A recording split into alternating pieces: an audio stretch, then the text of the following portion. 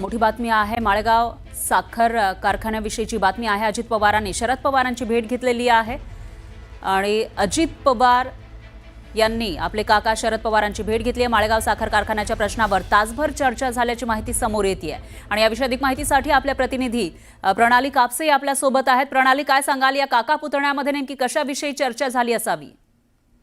आजच एक मोठी बातमी अशी आलेली आहे की साखर कारखान्यांच्या संदर्भामध्ये गाळप हंगाम हा 1 नोव्हेंबर पासून सुरू होतोय। खरं तर तो हंगाम 15 ऑक्टोबर पासून सुरू होणं अपेक्षित होतं, परंतु राज्यात आता जी काही परिस्थिती, ओल्या दुष्काळाची सदृश परिस्थिती जी निर्माण झालेली आहे, म्हणजे मोठ्या प्रमाणावर पाणी ठिकठिकाणी साचलेलं आपल्याला बघायला मिळतंय। त्या पार्श्वभूमीवर काल महत्त्वपूर्ण एक निर्णय घेण्यात आलेला आहे की मुख्यमंत्री सहाय्यता निधीसाठी 10 रुपये आणि 5 रुपये हे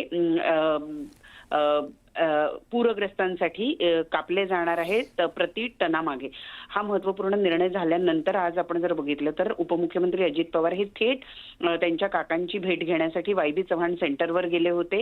ही त्यांची तब्बल तासभर भेट झाली आणि त्यानंतर जेव्हा अजित पवार बाहेर आले तेव्हा त्यांच्याकडून अशी प्रतिक्रिया मिळाली की साखर प्रश्नावर आणि विशेषतः माळेगाव साखर कारखान्याच्या प्रश्नाच्या संदर्भामध्ये त्यांनी शरद पवार यांची भेट घेतलेली आहे। हे दोघेही त्यांच्या संचालक मंडळावर आहेत आणि त्यामुळं अनेक वेळेला आपण बघतो की जेव्हा या साखर कारखान्याच्या संदर्भातल्या काही बैठका असतात त्यावेळेला हे दोघेही जण एकत्रित येताना आपल्याला बघायला मिळतात। परंतु त्या भेटी आतापर्यंत कारखान्याच्या परिसरातल्या जे काही कार्यालय त्या ठिकाणी होताना आपण बघितल्या होत्या।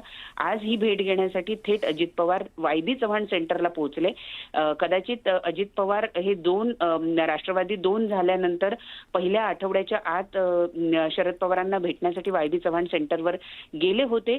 त्यानंतर आता तब्बल 2.5-3 वर्षानंतर पहिल्यांदाच अजित पवार हे वायबी चव्हाण सेंटरला गेले असावे असं दिसून येत आहे। एक महत्त्वाची घडामोड म्हणावी लागेल ही की अजित पवार हे थेट शरद पवार यांची भेट घेण्यासाठी वायबी चव्हाण सेंटरवर पोहोचले होते।